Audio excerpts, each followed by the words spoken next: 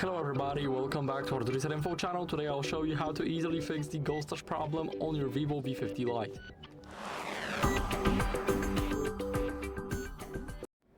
So first, what you guys can do is remove the screen protector or case. Basically, I'll show you guys what I mean.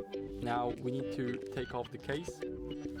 And as you guys can see, the case is not thick here from the sides. And it only covers the bezels, not the screen. So now we have nothing to worry about. We need to check that out while buying the case. Its length here and its thickness. So this case is good. It's actually designed by VIVO, that's why it's good. Now here we also have the phone and we have the screen protector on it.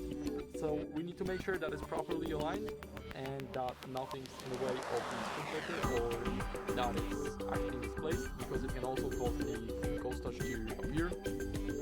So now what you guys can do is try and clean the screen to remove debris or moisture. I recommend using the microfiber cloth. As you guys can see here, let's just give it a few swipes. And our screen should look brand new. So now after that, what you guys can try to do is to update software to fix the touch bugs. So make sure you're running the latest version of the software. Let me show you. Go to system update in the settings.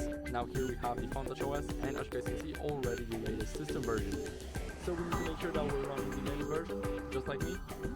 Now if there's still an issue even after updating your software, then go to system management. Here go to backup and restore and make sure that the backup data is enabled and automatic restore is enabled too. Now go to reset options and now click erase all data, factory reset. Click it once and then click it twice.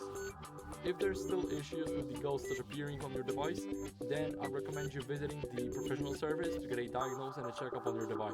So that'll be it, hope it helps you, and goodbye.